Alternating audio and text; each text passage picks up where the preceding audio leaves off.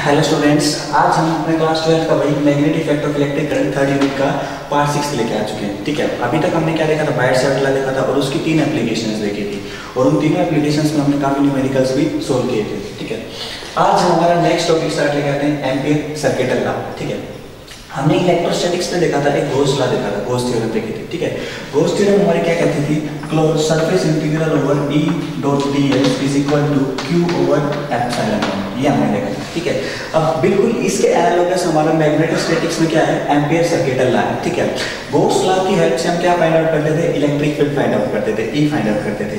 वैसे ही हम ampere circuital law की हेल्प से क्या फाइंड आउट करेंगे, मैग्नेटिक फील्ड फाइंड आउट करेंगे, B। ठीक है, तो ये देखो क्या कहता है, ये हमारा कहता है कि क्लोज्ड, अगर इसमें स्टेटमेंट लिखूं, closed line integral, closed line integral of magnetic field is equal to mu naught times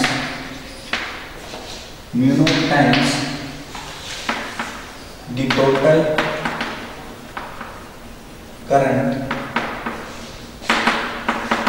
inside the loop। ठीक है, मान लेते हैं हम कोई भी हमारा एक लूप है, एक क्लोज सर्कुलर लूप है हमारा। ठीक है, अब इसमें क्या हो रही है, काफी करंट कैरिंग कंडक्टर क्या कर रहे हैं, फ्लो कर रहे हैं। एक में करंट अपवर्ड में जा रहा है और दो में मान लो डाउनवर्ड में जा रहा है। यहाँ पे जो करंट है वो मान लेते हैं I1, यहाँ पे जो करंट है वो I2 और यहाँ पे जो करंट है वो I3 है। ठीक है, अब देखो, अब जो हमारा ये लॉ कहता है एम्पियर सर्किटल लॉ, वो क्या कहता है कि क्लोज्ड लाइन इंटीग्रल, यानी कि हमारा क्लोज्ड लाइन इंटीग्रल के लिए हम क्या लेते हैं, dl लेते हैं। ठीक है, सरफेस इंटीग्रल के लिए ds और वॉल्यूम इंटीग्रल के लिए dv लेते हैं। ठीक है, फिर हमारा closed line integral of magnetic field का यानी कि हम यहाँ पर क्या यूज करेंगे, b यूज करेंगे। तो क्लोज्ड लाइन इंटीग्रल यानी कि इंटीग्रेशन b डॉट dl, ठीक है, इज इक्वल टू, वो क्या बता रहा है, is equal to mu naught times the total current inside the loop. तो देखो, इसके अंदर अगर मैं I टोटल निकालता हूँ तो इसके अंदर जो टोटल करंट है, देखो डाउनवर्ड को अगर मैं पॉजिटिव मान लूँ और अपवर्ड को अगर नेगेटिव मान लूँ तो वो माना जाएगा I1 माइनस I2 और प्लस में I3। ये हमारा क्या हो जाएगा, टोटल करंट हो जाएगा। तो ये हमारा हो जाएगा b dot dl is equal to mu naught I total, इसको मैं लिख सकता हूँ I टोटल लिख सकते हैं। ठीक है, आगे अगर इसको मैं सोल्व करूँ तो ये हमारा आएगा b dot dl is equal to mu naught. इस स्पेशल केस के लिए अगर मैं बताऊं तो टोटल करंट ये है, तो यहाँ पर अगर मैं टोटल करंट लिखना चाहूँ तो टोटल करंट हमारा क्या आएगा, I1 माइनस I2 और प्लस में I3, ये हमारा क्या हो जाएगा, टोटल करंट हो जाएगा। ठीक है, तो हमारा एम्पियर सर्किटल लॉ क्या कहता है कि किसी भी एक क्लोज लूप में जो टोटल करंट है, टोटल करंट को अगर मैं म्यू नॉट से मल्टीप्लाई कर दूं तो किसके इक्वल आएगा, b डॉट dl के इक्वल आएगा, यानी कि close line integral of b। ठीक है, ये हमारा क्या कहता है, एम्पियर सर्किटल लॉ कहता है। अब इस लॉ की हेल्प से हम क्या करेंगे, मैग्नेटिक फील्ड फाइंड आउट करेंगे ऑफ सिमेट्रिक ऑब्जेक्ट्स का। ठीक है, यानी कि हम उसके लिए एक लूप मानेंगे पहले और उसको हम सोल्व करेंगे b को। ठीक है, तो ये हमारा क्या है, एम्पियर सर्किटल लॉ। ठीक है, अब देखो, ये हमारी एम्पियर सर्किटल लॉ की ये स्टेटमेंट होगी और ये हमारी क्या होगी, मैथमेटिकल स्टेटमेंट। अब एम्पियर सर्किटल लॉ को हम अगर प्रूफ करना चाहें, ठीक है, proof of ampere circuital law, तो अगर मैं एम्पियर सर्किटल लॉ को अगर प्रूफ करना चाहूँ, ठीक है, तो इसका अगर मैं प्रूफ देखूँ, प्रूफ ऑफ ACL, ठीक है, एम्पियर सर्किटल लॉ। मान लो कि कोई भी करंट कैरिंग स्ट्रेट कंडक्टर है, और उसमें जो करंट जा रहा है वो कितना है, I, और ये कैसा है, इनफाइनाइट है। ठीक है, अब infinite current carrying straight conductor के लिए हमें मैग्नेटिक फील्ड की वैल्यू पता है, वो हमें पता है कितनी होती है, B is equal to mu naught upon 4 pi I by A। मान लो यहाँ से परपेंडिकुलर डिस्टेंस है और परपेंडिकुलर डिस्टेंस कितना है, A, तो हमने मान लिया इस पॉइंट पर, P पॉइंट पर जो मैग्नेटिक फील्ड की वैल्यू होगी mu naught upon 4 pi I by A sin phi1 plus sin phi2। अगर इनफाइनाइट है तो phi1 phi2 की वैल्यू क्या हो जाएगी, 90, तो sin 91 और प्लस 1 प्लस 1 क्या हो जाएगा, 2 हो जाएगा। तो ये वैल्यू आएगी हमारी। अब आगे अगर मैं इसको सोल्व करूँ तो ये कितना आ जाएगा हमारे पास, mu naught upon 2 pi I by में A, ये हमारा मैग्नेटिक फील्ड हो जाएगा एट पॉइंट P पर। ठीक है, तो अब देखो, अब अगर एम्पियर सर्किटल लॉ को हमें प्रूफ करना है, ठीक है, तो हमारी ये देखिए, ये लेफ्ट हैंड स्टेटमेंट है और ये राइट हैंड स्टेटमेंट है। ठीक है, तो अगर मैं एम्पियर सर्किटल लॉ को इसमें अप्लाई करूँ, ठीक है, applying ampere circuital law line ACL यानी कि close integral over B dot DL वो किसके इक्वल आना चाहिए, म्यू नॉट I के इक्वल आना चाहिए। ठीक है, तो मान लेता हूँ कि यहाँ पर एक लूप हमने मान लिया एम्पीरियन लूप। ठीक है, एम्पीरियन लूप मान लेते हैं जिसके अंदर एक करंट कैरिंग स्ट्रेट कंडक्टर है और उस एम्पीरियन लूप की जो रेडियस है वो हमारी क्या है, A। ठीक है, ये हमारा क्या है, एम्पीरियन लूप है।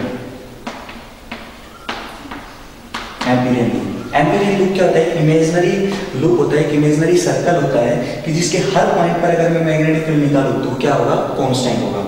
हर पॉइंट पर मैग्नेटिक फील्ड क्या होना चाहिए, कांस्टेंट होना चाहिए। ठीक है, अब देखो यहाँ पर, देखो यहाँ से डिस्टेंस A, यहाँ पर डिस्टेंस A, यहाँ पर डिस्टेंस A, यहाँ पर डिस्टेंस A, हर एक साइड में डिस्टेंस क्या रहेगा, A रहेगा। अब देखो mu naught upon 2 pi constant, I भी कांस्टेंट। अब अगर A अगर कांस्टेंट है तो B की वैल्यू भी क्या रहेगी, कांस्टेंट रहेगी। तो हमने क्या मान लिया, एक सर्कल मान लिया। ठीक है, अब देखो इस एम्पीयर सर्किटल लॉ का हम क्या करते हैं, इसकी जो लेफ्ट हैंड साइड है, लेफ्ट हैंड साइड को अगर मैं सोल्व करूँ यानी कि B dot DL is equal to mu naught I, तो लेफ्ट हैंड साइड ले लेते हैं। लेफ्ट हैंड साइड हमारी क्या है, close line integral B dot DL। तो देखो B हमने बताया एम्पीरियन लूप पर B क्या रहेगा, कांस्टेंट रहेगा। तो B अगर कांस्टेंट है तो उसको मैं इंटीग्रेशन से बाहर ले सकता हूँ, तो अंदर क्या बचा, क्लोज इंटीग्रल ओवर DL। ठीक है, यानी कि यहाँ पर ये कंप्लीट इसका हमें क्या करना है, इंटीग्रेशन करना है। तो इसका हमें क्या चाहिए, सर्कमफ्रेंस चाहिए। इसकी रेडियस हमने ले ली A, तो सर्कमफ्रेंस क्या होता है, 2 पाई A, यानी 2 पाई R होता है। तो इसका जो सर्कमफ्रेंस आएगा वो कितना आ जाएगा, B इंटू में 2 पाई A आ जाएगा। ठीक है, अब B देखते हैं। B हमने पहले निकाला हुआ था, यानी कि इस करंट कैरिंग स्ट्रेट कंडक्टर के वैसे पॉइंट P पर जो B आएगा, ये आएगा, यानी यहाँ पर भी हर एक पर जो B रहेगा कांस्टेंट और B की वैल्यू ये है। तो वैल्यू अगर पुट करो तो वैल्यू पुट करते हैं, तो वैल्यू हमारी होगी mu naught upon 2 pi I by में A और इनटू में 2 पाई A। तो 2 पाई से 2 पाई और A से हमारा क्या हो गया, A कैंसिल होगा। तो लेफ्ट हैंड साइड की जो वैल्यू है वो कितनी है, म्यू नॉट I है। और देखो ऐसे ही अगर मैं राइट हैंड साइड में देख रहा हूँ, इस एम्पीयर सर्किटल लॉ के राइट हैंड साइड में भी क्या है, म्यू नॉट I है। तो अगर मैं देखूँ लेफ्ट हैंड साइड जो है वो किसके इक्वल आ गया, राइट हैंड साइड के इक्वल आ गया। Left hand side is equal to right hand side. तो ये हमारा क्या हो जाएगा, प्रूव हो जाएगा कि एम्पीयर सर्किटल लॉ सही है। ये हमने जो लॉ बनाया वो क्या है, बिल्कुल सही है। ठीक है, अब देखो इस लॉ की हेल्प से हम क्या करेंगे, काफी मतलब सिमेट्रिक ऑब्जेक्ट्स का क्या निकालेंगे, B निकालेंगे। ठीक है, तो ये हमारा क्या था, इसका proof, Ampere circuital law. Closed line integral of magnetic field is equal to mu naught times the total current I। ये हमारा क्या है, एम्पीयर सर्किटल लॉ। ये हमारा Ampere circuital law, closed line integral of magnetic field is equal to the mu naught times the I। और हमने इसका proof भी देख लिया। ठीक है, अब हम क्या करते हैं, इसके एप्लीकेशन देखते हैं कि कहाँ कहाँ ये हमारा अप्लाई होगा और कहाँ कहाँ हम इसके यूजेज हैं। ठीक है, applications of ampere circuital law, ACL। ठीक है, तो इसके हम एप्लीकेशन देखेंगे। तो पहली एप्लीकेशन सिंपल सी एप्लीकेशन है। अगर मैं फाइंड आउट करना चाहता हूँ magnetic field due to straight infinite current carrying conductor, current carrying conductor। ठीक है, हमने मान लिया कोई भी एक infinite current carrying straight conductor है और उसमें जो करंट जा रहा है वो कितना जा रहा है, I जा रहा है। अब देखो इसको अगर मैं परपेंडिकुलर डिस्टेंस A पर मैग्नेटिक फील्ड फाइंड आउट करना चाहता हूँ, किसकी हेल्प से, एम्पीयर सर्किटल लॉ की हेल्प से। ठीक है, अभी तक हमने जो फाइंड आउट किया था वो किसकी हेल्प से फाइंड आउट किया था, वो हमने फाइंड आउट किया था बायो-सैवर्ट लॉ की हेल्प से। ठीक है, तो अब हम जो फाइंड आउट करेंगे वो किसकी हेल्प से करेंगे, ACL की हेल्प से, एम्पीयर सर्किटल लॉ की हेल्प से करेंगे। ठीक है, तो देखो इसके क्या होते हैं, कुछ स्टेप्स होते हैं। ठीक है, तो सबसे पहला जो स्टेप है, सबसे पहला हमारा स्टेप क्या है कि इमेजिन ए गॉसियन सर्किट, इमेजिन ए एम्पीरियन लूप। ठीक है, passing through the point where we have find out the magnetic field।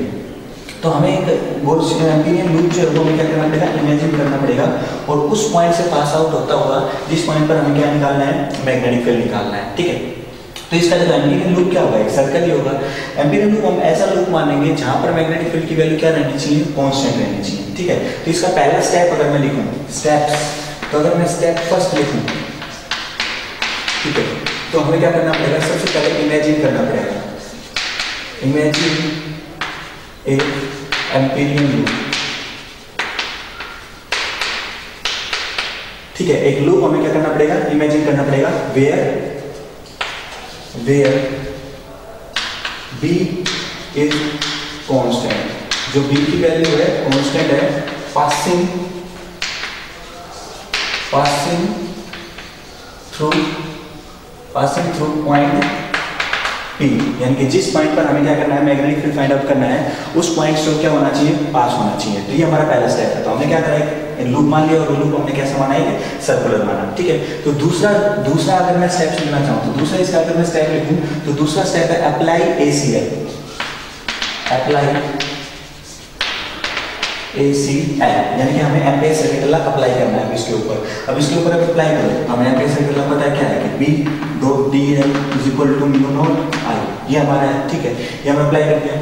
Third step जो होगा हमारा वो होगा सोल्व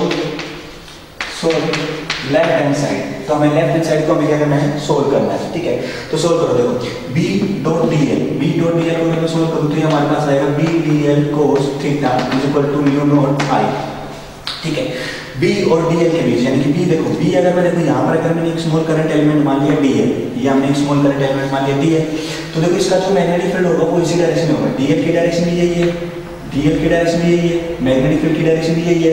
तो एंगल क्या रहेगा, 0 डिग्री रहेगा। तो cos 0 क्या हो जाएगा, 1 हो जाएगा। तो हमारा सिंपल जो बचेगा वो बचेगा B.dl, ठीक है, B.dl = μ0I, ठीक है।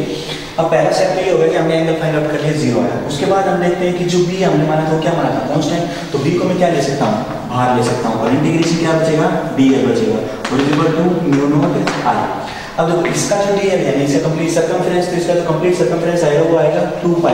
तो आगे अगर मैं इसको सोल्व करूँ तो B × 2πa = μ0I, ठीक है, ये आ गया।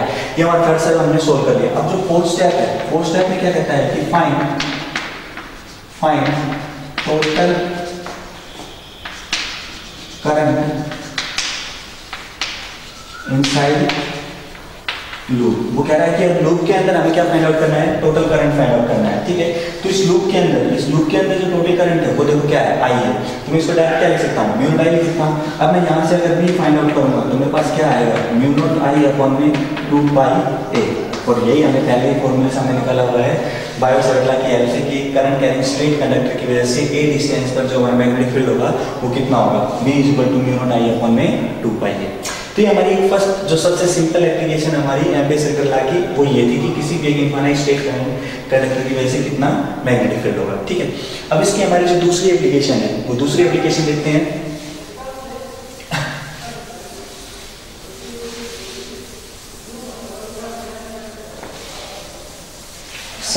स्टेप्स हमारे यही रहेंगे, ठीक है। तो अब इसकी जो हम सेकंड एप्लीकेशन है वो देखते हैं। भाई हमें तो फाइंड आउट करना है magnetic field due to a current carrying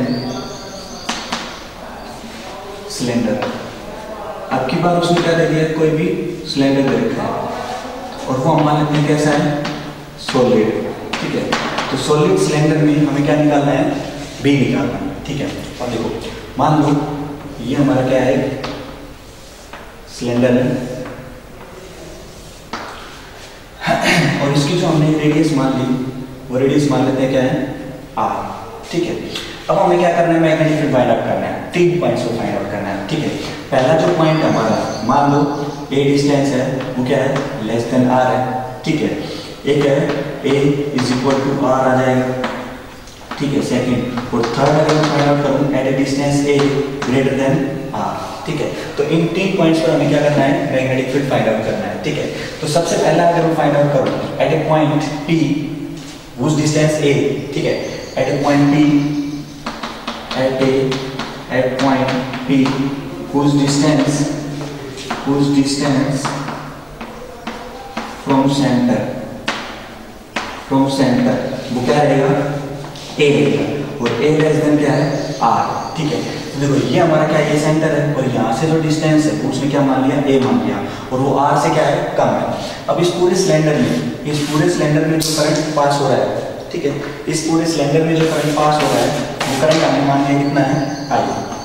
इस पूरे सिलेंडर में जो करंट पास हो रहा है वो कितना हो रहा है, I हो रहा है, ठीक है।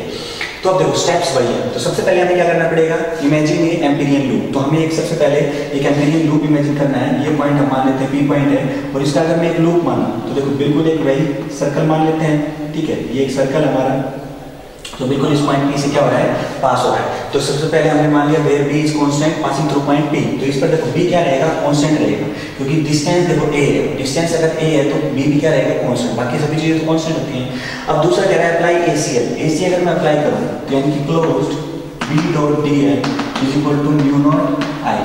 तो ये हमारा क्या हो जाएगा, एसीएल हो जाएगा। अप्लाई कर दिया।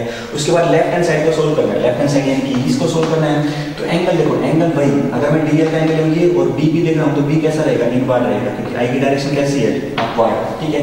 तो दोनों में एंगल क्या रहेगा, 0 और cos 0 क्या आएगा, 1। तो ये हमारा बन जाएगा close integral B DL is equal to mu naught I. ये हमारा हो जाएगा।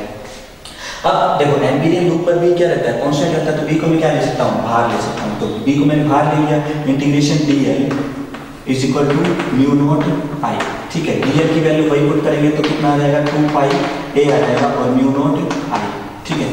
उसके बाद सो लेफ्ट हैंड साइड होगा। उसके बाद फोर्थ स्टेप देखते हैं। फोर्थ स्टेप हमारा क्या है, find total current inside the loop. Loop के अंदर टोटल करंट देखो, इस कंप्लीट इस एरिया के अंदर, कंप्लीट इस एरिया के अंदर जो करंट जा रहा है, करंट ऐसे इस वायर में मान लो सिमेट्रिकल वायर है और इस वायर में करंट ऐसे अपवर्ड डायरेक्शन में ऐसे जा रहा है। तो टोटल करंट आई जा रहा है। तो इतने एरिया में, कितने एरिया में अगर बात करूं, पाई आर स्क्वायर एरिया में जो करंट जा रहा है वो कितना जा रहा है, आई जा रहा है। तो यूनिट एरिया में जो करंट जाएगा वो कितना जाएगा, आई अपॉन में पाई आर स्क्वायर, ठीक है।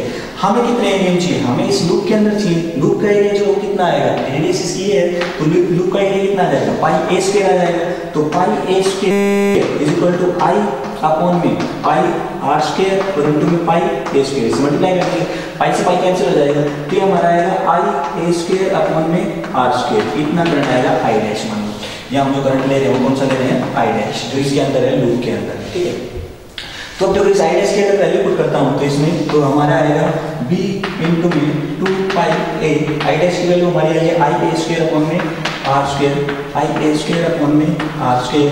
तो b अगर निकालो ना तो b हमारा आ जाएगा आई ए स्क्वायर अपॉन में 2 पाई a और इनटू में आर स्क्वायर। a से a कैंसिल हो जाएगा हमारा, तो ये आएगा आई ए अपॉन में 2 पाई आर स्क्वायर। तो ये b हो गया हमारा, b इनसाइड, यानी कि हमने क्या निकाला है, इनसाइड निकाला है। तो यहाँ पर अगर मैं इसकी वैल्यू पुट कर दूँ, लास्ट में हम ग्राफ बनाएंगे तो b हमारा जो इनसाइड आएगा वो हमारा कितना है, आई ए अपॉन में 2 पाई आर स्क्वायर। तो ये b इनसाइड आएगा, ठीक है। तो आप देखो अगर मैं इसके लिए इसी में अगर मैं सरफेस के लिए वैल्यू पुट करूँ तो सरफेस के लिए a की वैल्यू क्या हो जाएगी, r हो जाएगी। तो सरफेस के लिए a की वैल्यू r हो जाएगी। तो r से r हमारा क्या हो जाएगा, कैंसिल। तो हमारा बचेगा i अपॉन में 2 पाई r, ठीक है। तो हमारा बचेगा i अपॉन में 2 पाई r, ये हमारा होगा, ठीक है। म्यू नोट हमारा रहेगा। म्यू नोट हम यहाँ पे भूल गए हैं, म्यू नोट साथ चलेगा, ठीक है। तो यहाँ पर म्यू नोट आई अपॉन में 2 पाई r, ठीक है। अब ये सेकंड स्टेप भी होगा हमारा। थर्ड हम करते हैं a is greater than r, ठीक है। इसको हम थोड़ा सा रख कर देते हैं at point p where at distance a, और a क्या दे रखा है हमें, ग्रेटर देन r दे रखा है, ठीक है। तो थर्ड स्टेप हम देखते हैं, थर्ड स्टेप देखते हैं point a greater than r पर। हम मान लेते हैं, अब जब इसको भी थोड़ा सोल्व करते हैं, सेंटर से पॉइंट P पर, और P की जो वैल्यू दे रखी है वो कितनी दे रखी है, A दे रखी है, और यहाँ से डिस्टेंस A है तो वो क्या है, ग्रेटर देन R। तो सबसे पहला स्टेप इमेजिन ए एम्पीरियन लूप। तो यहाँ से अगर मैं एक एम्पीरियन लूप इमेजिन करूँ तो कुछ ऐसा आएगा, ठीक है। एम्पीरियन लूप पॉइंट B से पास आउट होता है जहाँ पर B की वैल्यू कांस्टेंट है, बिल्कुल सही है। उसके बाद अप्लाई ACL। ACL की अगर वैल्यू अप्लाई करूँ तो B dot DL is equal to mu naught I, ये कर दिया हमने अप्लाई। उसके बाद कह रहा है कि solve left hand side. Left hand side को अगर मैं सोल्व करूँ तो ये हमारा बनेगा close integral over B DL cos theta is equal to mu naught I, ठीक है। थीटा की वैल्यू जो है, थीटा की वैल्यू हमारी कितनी है, थीटा की वैल्यू देखो DL यही है और B भी यही रहेगा। तो cos 0 1 B कांस्टेंट बाहर आ गया है और इंटीग्रेशन ये बनाएगा DL is equal to mu naught I। DL भाई यानी कि इसका सर्कमफ्रेंस 2 पाई a रहेगा। हमने डिस्टेंस साइड जो रेडियस मानी a, तो आ गया म्यू नॉट I, ठीक है। अब देखो fourth step, find total current inside the loop. Loop के अंदर देखो कंप्लीट ये सिलेंडर आ गया, कंप्लीट सिलेंडर के अंदर करंट कितना माना आई, तो टोटल करंट क्या आ जाएगा, आई हो जाएगा। वैल्यू पुट करते हैं तो देखो B हमारा जो आया, B आया म्यू नॉट आई अपॉन में 2 पाई ए, या म्यू नॉट आई अपॉन में 2 पाई ए। ये हमारा इनसाइड था, ये सरफेस पर था, बी एट सरफेस, और ये हमारा रहेगा बी आउटसाइड। और आउटसाइड की जो वैल्यू होगा वो हमारी म्यू नॉट आई अपॉन में 2 पाई ए। ठीक है, अब देखो, अब अगर मैं इसका ग्राफ बनाऊं, मैग्नेटिक फील्ड और डिस्टेंस का अगर ग्राफ बनाऊं, तो पहले देखो इनसाइड अगर आर की वैल्यू 0 पुट करता हूं, ए की वैल्यू अगर 0 पुट करता हूं, तो बी इनसाइड पे 0 पर, यानी बिल्कुल स्टार्टिंग पर वो क्या रहेगा, 0 रहेगा। ये बी है और ये डिस्टेंस ए लेते हैं, मान लो ये ऐसे इंक्रीज हो रहा है। तो उसके बाद देखो 2 pi constant, R constant, mu naught constant, I constant, सिर्फ ए पर डिपेंड कर रहा है। जितना ज्यादा ए बढ़ेगा तो इनकी डायरेक्टली प्रोपोर्शनल, कुछ ऐसा ग्राफ है। फिर देखो यहाँ पर अगर बात करूँ ए की वैल्यू क्या हो गई, आर हो गई, तो ये क्या है, मैक्सिमम है। उसके बाद देखो, उसके बाद भी आउटसाइड अगर देख रहा हूँ तो क्या हो रहा है, 1 बाई ए पे डिपेंड कर रहा है, बाकी सारी चीजें क्या है, कांस्टेंट है। ठीक है, तो अब की बार ये जो ग्राफ आएगा तो हमारा कुछ ऐसा आएगा, यानी कि B is directly proportional to 1 by A, और यहाँ पे B is directly proportional to A. तो इनसाइड एक करंट कैरिंग वायर, एक करंट कैरिंग सिलेंडर, इनसाइड जो मैग्नेटिक फील्ड है वो तो बढ़ता जाएगा, सरफेस पे आकर मैक्सिमम, और उसके बाद क्या होता जाएगा, वो डिक्रीज होता जाएगा, क्योंकि हमने ड्राइव किया फॉर्मूला, तो ये हमारा क्या हो जाएगा, ग्राफ हो जाएगा किसका, मैग्नेटिक फील्ड का और डिस्टेंस का, किसकी वजह से, एक करंट कैरिंग सिलेंडर की वजह से। तो इसकी क्या थी, दूसरी एप्लीकेशन थी। इसकी 2 एप्लीकेशन और है, वो नेक्स्ट उसमें करेंगे।